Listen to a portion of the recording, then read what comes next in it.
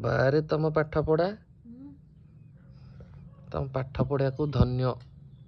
କଥା ପଢୁଛି ବୋଲି କଣ ଖାଇବା ପିଇବା ଭୁଲୁଯିବି ନା କଣ? ପଢା ମଝିରେ ତମକୁ ଭୋକ କରି ଯାଉଛି। ମୁଁ ରାତିରେ କିଛି ଖାଉନି ନା ସୋମବାରେ। ଆଉ ଥଣ୍ଡା ତ ପିଇ ହବନି ଏବେ, କେବଳ ଥଣ୍ଡା ପିଏ। ଏ ପାଇଁ ଟିକେ ଚା ବିସ୍କୁଟ ଖାଇଦଉଛି ଆଉ। କଣ ଅସୁବିଧା କଣ ତମର? ଖାଲି ପେଟରେ ପଢାଟା ମନେ ରହେ, ବୁଝିଲ? ହଁ ପେଟଟା ଯଦି ଭର୍ତ୍ତି ହେଇଯିବ ତାହେଲେ ଆଉ ପଢା ମନେ ରହିବନି। ହଁ ହଁ ତାହେଲେ ତମେ ଏମିତି ପଢୁଥିଲ ବୋଧେ ହଁ ଆଉ। ହଁ ହଁ ମୋ ସମୟରେ ମୁଁ ବଢିଆ ପଢୁଥିଲି। ହଁ। ଆଉ ଦିନେ ଛାଡିକି ପରୀକ୍ଷା, କାଲି ଗୋଟେ ଦିନ ଗ୍ୟାପ ରହିଲା, ଯାହା ତ ପଢିଛ ଛାଡ, मैं ଗଙ୍ଗେଇକି ଜଣା ପୃଷ୍ଠା।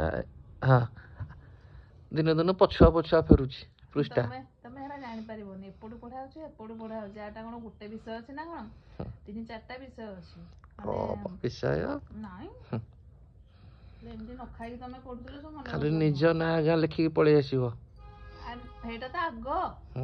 ନିଜ ଆଉ ନାଁ ତ କିଛି ଆସିବନି ତମକୁ, ଆଉ ଉଠିକି ଆସିବ ଶେଷକୁ ଆଉ। ଭଲ ହେଲା ଯା। ଆସିକି କହିବ ଏଇଟା ଟିକେ ପଢିଥିଲେ ହେଇଥାନ୍ତା, ଆଉ ଛାଡ ଆଉ ପରଥରକୁ ଦେଖିବା। ତା କଣ କହୁଛ? ଆଜିଠୁ ଖାଇବିନି, ଯାଇକି ପରୀକ୍ଷା ଦେଇକି ଆସିଲେ ଖାଇବି।